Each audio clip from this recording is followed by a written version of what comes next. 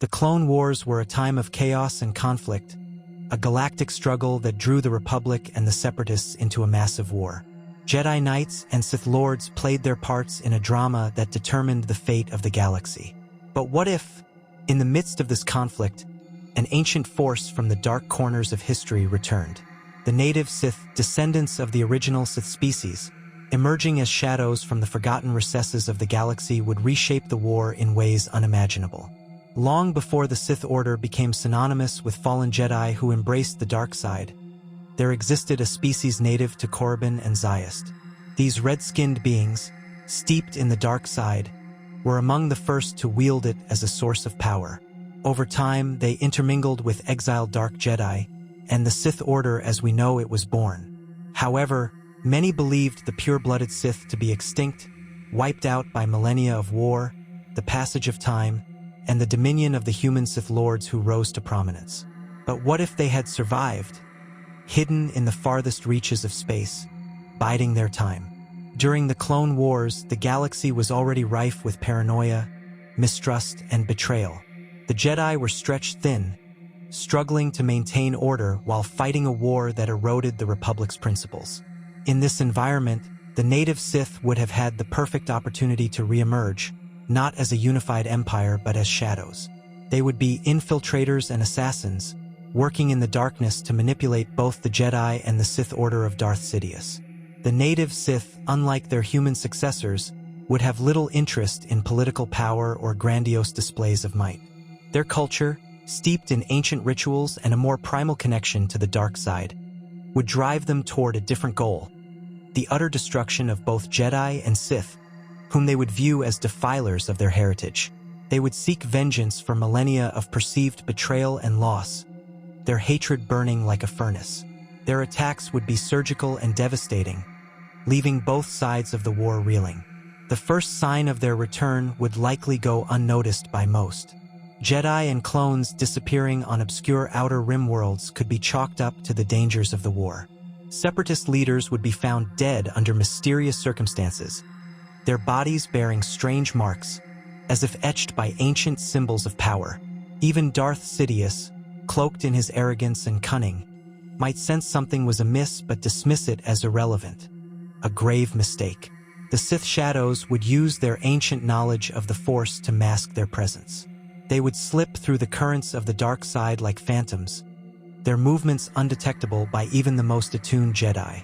Their strikes would be precise, targeting key figures in the war to sow chaos. Perhaps a high-ranking Jedi general would be found slain on Coruscant, his quarters locked from within, the walls marked by runes glowing faintly with a sinister red light. The Senate, already uneasy about the Jedi's role in the war, would demand answers, further straining the Republic's unity. On the Separatist side, the Shadows would exploit the paranoia of leaders like Count Dooku. Despite his mastery of the dark side, Dooku was not infallible. The native Sith would see him as a pretender, his claim to Sith knowledge an insult to their legacy. They might infiltrate his inner circle, feeding his fear of betrayal while eliminating his most loyal followers one by one. Even the mighty General Grievous, a terror to the galaxy, might find himself haunted by these silent assassins. His mechanical body would not protect him from the ancient curses and alchemical horrors the native Sith could unleash. Amid this chaos, the Jedi would be at their most vulnerable.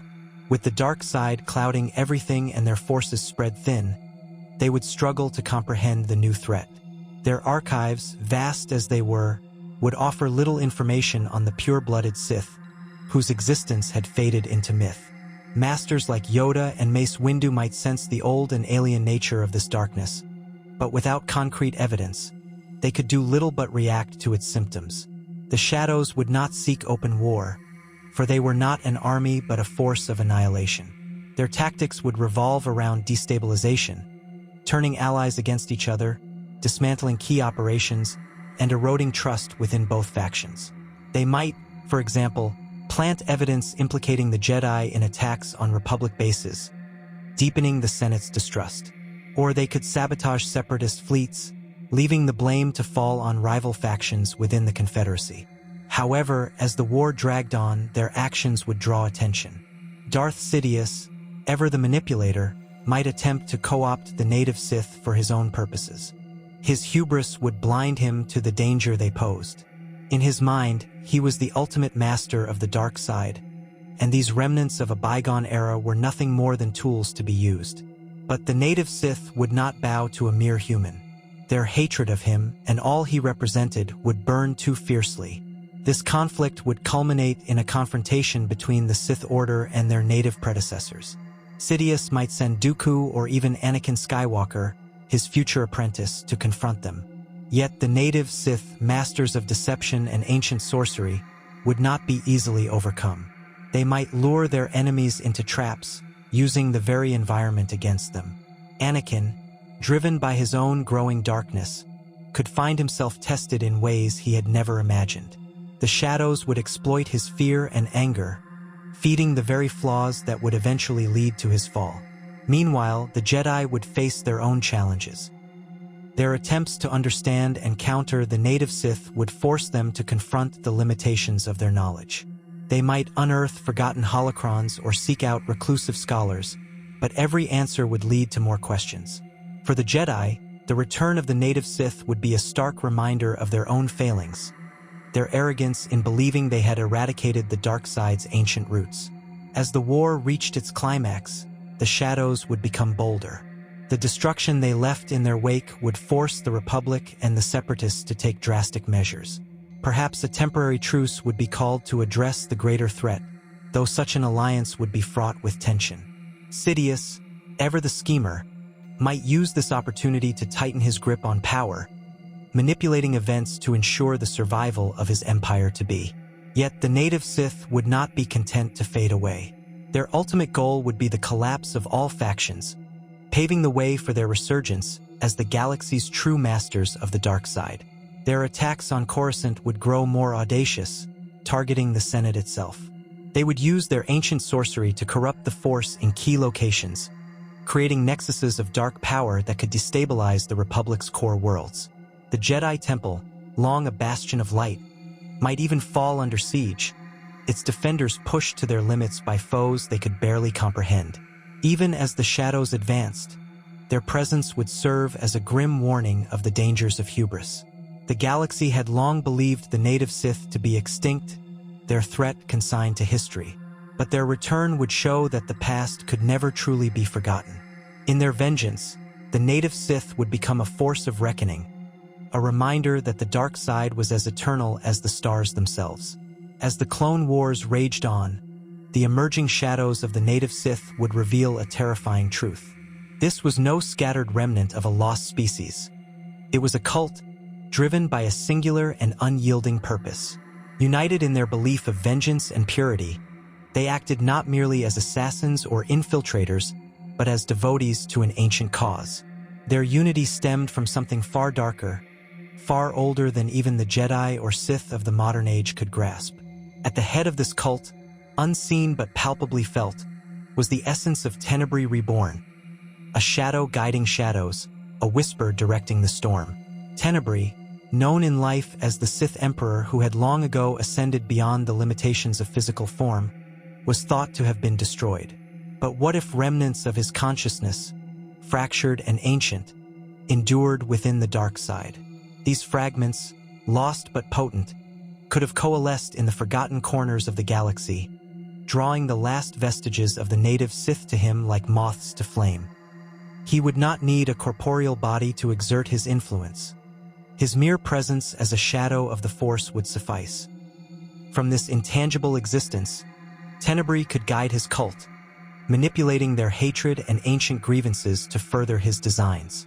The native Sith, already primed by centuries of isolation and indoctrination, would revere this shadowy being as a god. To them, Tenebrae's whispers would be sacred. His words, uttered through dark rituals and visions, would shape their every move.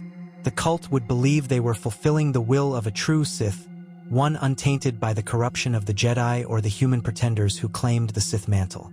Their rituals would revolve around this veneration, and their strikes against the galaxy would be offerings to their reborn master, acts of devotion meant to strengthen his presence in the material world. The Jedi and the Sith would initially fail to understand the true nature of this threat. The Jedi, steeped in their traditions, would struggle to identify the spiritual leader binding these shadowy assassins together. While they would sense an overarching malice driving the native Sith, the ancient and elusive nature of Tenebrae's reborn presence would evade even their wisest masters. Yoda, delving deep into the Force, might catch glimpses of a void, a swirling darkness that seemed to hunger for the galaxy itself. But without clarity, the Jedi would be left grappling with phantoms. On the other hand, Darth Sidious would perceive the shadows as an affront to his plans. He would recognize the hallmarks of a far older and purer darkness. To Sidious, the native Sith would embody the chaos he sought to control, their rebellion a reminder of the uncontrollable nature of the dark side itself. Yet, despite his formidable mastery, he too would remain blind to the true architect behind these events. Even his vast knowledge of Sith history might fail to uncover Tenebrae's reborn presence, hidden as it was within layers of ritualistic obscurity. The cult's actions, while precise, would begin to reveal the existence of their shadowy leader through patterns in their behavior. In their assaults on key Jedi and Sith targets, they would leave behind cryptic symbols, inscriptions in ancient Sith runes that, when deciphered, spoke of devotion to a forgotten master. Holocrons and forgotten archives would hint at Tenebrae's name, a specter whose influence once stretched across millennia. But the cult would ensure that any deeper revelations were buried in secrecy, striking down scholars and investigators before they could fully unravel the mystery. The native Sith would also employ rituals that corrupted the very fabric of the Force. On planets they targeted, entire regions would become nexuses of dark energy, poisoned by rites designed to channel power toward their shadowy master. Jedi sent to investigate these disturbances might encounter visions of Tenebrae's essence, brief, flickering moments where his voice, deep and resonant, would taunt them. These encounters would leave survivors shaken, their confidence in the light side faltering under the weight of such an ancient and consuming darkness. The cult's ultimate aim would not simply be the eradication of Jedi and Sith but the restoration of Tenebrae as a fully realized entity.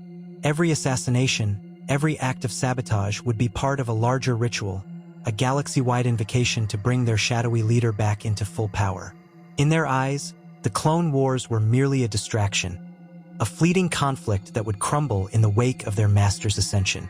To them, the galaxy's future belonged not to the Republic or the Sith Empire but to Tenebrae Reborn, a being who would bend all existence to his will.